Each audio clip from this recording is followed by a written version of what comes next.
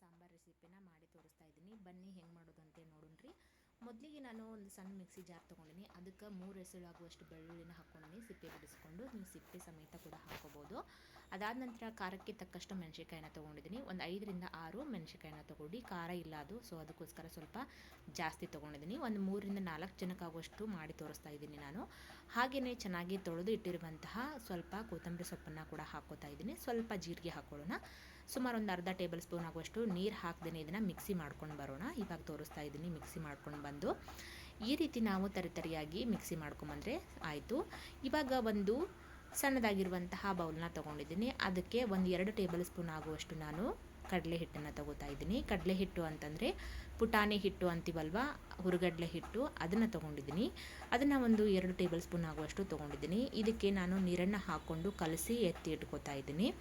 ಮೊದಲಿಗೆ ಮೇನಾಗಿ ಬೇಕಾಗಿರುವಂತಹ ಈ ಒಂದು ಸಿಂಪಲ್ ಸಾಂಬಾರಿಗೆ ಈ ಕಡಲೆ ಹಿಟ್ಟು ಮೇನ್ ಆದ ಇಂಗ್ರೀಡಿಯೆಂಟ್ ನೋಡಿರಿ. ಇದನ್ನು ನಾನು ಮಿಕ್ಸ್ ಮಾಡಿಕೊಂಡು ಚೆನ್ನಾಗಿ ಯಾವುದೇ ಗಂಟು ಇಲ್ಲದೆ ಇರೋ ಥರ ನಾನು ಮಿಕ್ಸ್ ಮಾಡಿ ಕಲಸಿ ಇಟ್ಕೋತಾ ಇದ್ದೀನಿ. ಒಂದು ಸೈಡು ಎತ್ತಿ ಇಟ್ಕೊಳ್ಳೋಣ. ಅದಾದ ನಂತರ ಇದನ್ನು ಹೆಂಗೆ ಯೂಸ್ ಮಾಡೋದು ಅಂತ ನಾನು ಹೇಳ್ಕೊಡ್ತೀನಿ. ನೋಡ್ತಾ ಇದ್ರಲ್ಲ, ಈ ಥರ ನಾನು ಮಿಕ್ಸಿ ಮಾಡಿಕೊಂಡು ಇಟ್ಕೊಂಡಿರುವಂತಹ ಖಾರ, ಹಾಗೆಯೇ ಇದನ್ನು ಮಿಕ್ಸ್ ಮಾಡಿಟ್ಟಿರುವಂತಹ ಒಂದು ಪೇಸ್ಟ್ ಅಂದರೆ ಕಡಲೆ ಹಿಟ್ಟಿನ ಒಂದು ಮಿಶ್ರಣನ ನಾನು ಎತ್ತಿ ಇಟ್ಕೋತಾ ಇದ್ದೀನಿ. ಇವಾಗ ಒಂದು ಕಡಾಯಿಗೆ ಎಣ್ಣೆ ಹಾಕ್ಕೊಂಡು ಇಟ್ಕೋತಾ ಇದ್ದೀನಿ.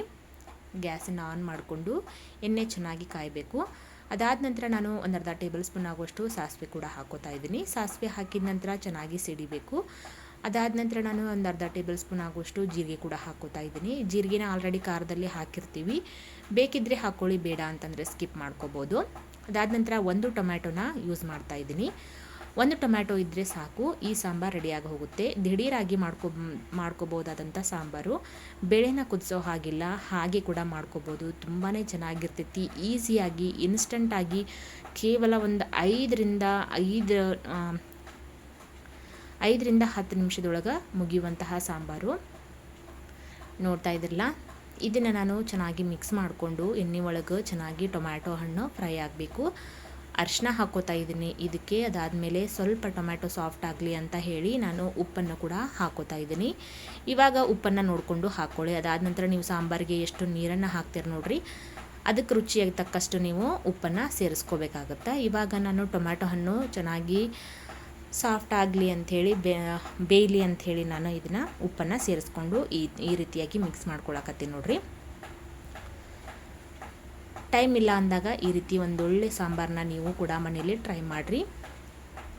ಟ್ರೈ ಮಾಡಿದವರು ಹೆಂಗಾಗಿತ್ತು ಅಂತ ಹೇಳಿ ನಂಗೆ ಕಮೆಂಟ್ ಮೂಲಕ ತಿಳಿಸ್ರಿ. ಈ ರೆಸಿಪಿ ನೋಡ್ತಾ ಇದ್ದವರು ಪೂರ್ತಿಯಾಗಿ ವಿಡಿಯೋ ನೋಡಿ, ಅಂದರೆ ನಿಮ್ಗೆ ಈ ರೆಸಿಪಿ ಹೆಂಗೆ ಮಾಡೋದು ಅಂಥೇಳಿ ನಿಮ್ಗೆ ಗೊತ್ತಾಗ್ತೈತಿ. ಇವಾಗ ಮಿಕ್ಸಿ ಮಾಡಿ ಇಟ್ಟಿರುವಂತಹ ಖಾರದ ಪುಡಿ ಅಥವಾ ಈ ಖಾರನ ನಾನು ಹಾಕ್ಕೊಂಡು ಎಣ್ಣೆ ಒಳಗೆ ಫ್ರೈ ಮಾಡ್ಕೋತೀನಿ. ನೋಡ್ತಾ ಇದ್ರಲ್ಲ, ಈಗ ಇದನ್ನು ಕೂಡ ಎಣ್ಣೆ ಒಳಗೆ ಫ್ರೈ ಮಾಡಿಕೊಂಡು ಹಸಿ ವಾಸನೆ ಹೋಗೋವರೆಗೂ ನಾವು ಫ್ರೈ ಮಾಡ್ಕೋಬೇಕಾಗುತ್ತೆ. ಇದಕ್ಕೆ ನಾನು ಇದೇ ಜಾರ್ಗೆ ಸ್ವಲ್ಪ ನೀರನ್ನು ಹಾಕ್ಕೊಂಡು ಮಿಕ್ಸ್ ಮಾಡಿಕೊಂಡು ಇದಕ್ಕೆ ಹಾಕೋತಾ ಇದ್ದೀನಿ. ನೋಡ್ತಾ ಇದ್ರಲ್ಲ, ನಿಮಗೆ ಕನ್ಸಿಸ್ಟೆನ್ಸಿ ಎಷ್ಟು ಬೇಕು ನೋಡಿರಿ. ಸ್ವಲ್ಪ ಗಟ್ಟಿಯಾಗಿ ಬೇಕಿತ್ತು ಅಂದರೆ ಸಾಂಬಾರು ಕಡಿಮೆ ನೀರನ್ನು ಹಾಕ್ಕೊಳ್ಳಿ. ಯಾಕೆಂದರೆ ಈ ಹಿಟ್ಟನ್ನು ಹಾಕೋದ್ರಿಂದ ಈ ಸಾಂಬಾರು ಗಟ್ಟಿಯಾಗೋ ಚಾನ್ಸಸ್ ಇರುತ್ತೆ. ಸೊ ಅದಕ್ಕೋಸ್ಕರ ಸ್ವಲ್ಪ ನೀರನ್ನು ಜಾಸ್ತಿನೇ ಹಾಕ್ಕೊಳ್ಳಿ, ತುಂಬಾ ಚೆನ್ನಾಗಿರ್ತೈತಿ. ಈಗ ನೋಡ್ತಾ ಇದ್ರಲ್ಲ, ನೀರನ್ನು ಹಾಕ್ಕೊಂಡು ನನಗಿಷ್ಟು ನೀರಾದರೆ ಸಾಕು. ಇವಾಗ ರುಚಿಗೆ ತಕ್ಕಷ್ಟು ಉಪ್ಪನ್ನು ನೋಡಿಕೊಂಡು ಉಪ್ಪನ್ನು ಮತ್ತೆ ಸೇರಿಸ್ಕೊಳ್ಳಿ.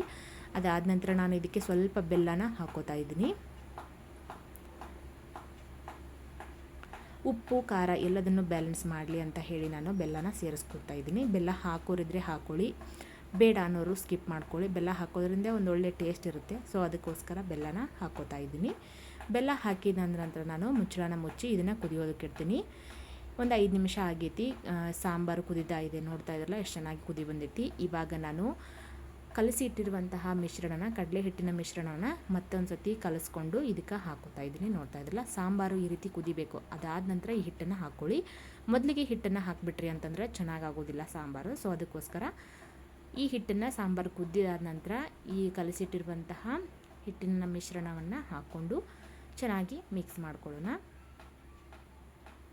ಈ ರೀತಿ ಮಿಕ್ಸ್ ಮಾಡಿಕೊಂಡು ನಾನು ಇದನ್ನು ಮತ್ತೆ ಒಂದು ಸತಿ ಮುಚ್ಚಳನ ಮುಚ್ಚಿ ಮತ್ತೆ ಒಂದು 2ರಿಂದ 3 ನಿಮಿಷ ನಾನು ಕುದಿ ಬರೋವರೆಗೂ ಕುದಿಸ್ಕೊತಾ ಇದ್ದೀನಿ. ತುಂಬಾ ಚೆನ್ನಾಗಾಗುತ್ತೆ ಸಾಂಬಾರು.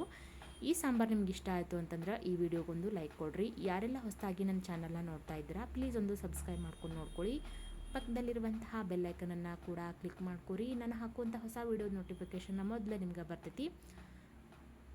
ನೀವೇ ಮೊದಲಿಗೆ ನನ್ನ ವೀಡಿಯೋನ ನೋಡ್ಬೋದು. ಈ ರೀತಿಯಾಗಿ ಸಾಂಬಾರು ಕುದಿದ ನಂತರ ಗ್ಯಾಸನ್ನು ಆಫ್ ಮಾಡಿಕೊಂಡು ತಣ್ಣಗಾಗೋದಕ್ಕೆ ಬಿಟ್ಕೊಂಡು ಬಿಸಿ ಅನ್ನದ ಜೊತೆಗೆ ಬಿಸಿ ಬಿಸಿ ಸಾಂಬಾರು ರೆಡಿ ಆಗುತ್ತೆ. ನೀವು ಕೂಡ ಟೇಸ್ಟ್ ಮಾಡಿ ಹೆಂಗಾಗಿತ್ತು ಅಂತ ಹೇಳಿ ನಂಗೆ ಕಮೆಂಟ್ ಮೂಲಕ ತಿಳಿಸ್ರಿ. ಮತ್ತೊಂದು ಹೊಸ ರೆಸಿಪಿಯೊಂದಿಗೆ ನಾನು ನಿಮ್ಮನ್ನು ಭೇಟಿ ಹಾಕಿನಿ. ಅಲ್ಲಿವರೆಗೂ ಎಲ್ಲರಿಗೂ ನಮಸ್ಕಾರ. ನನ್ನ ವಿಡಿಯೋ ನೋಡಿದಂಥ ನಿಮ್ಮೆಲ್ಲರಿಗೂ ಧನ್ಯವಾದಗಳು. Thank you for watching.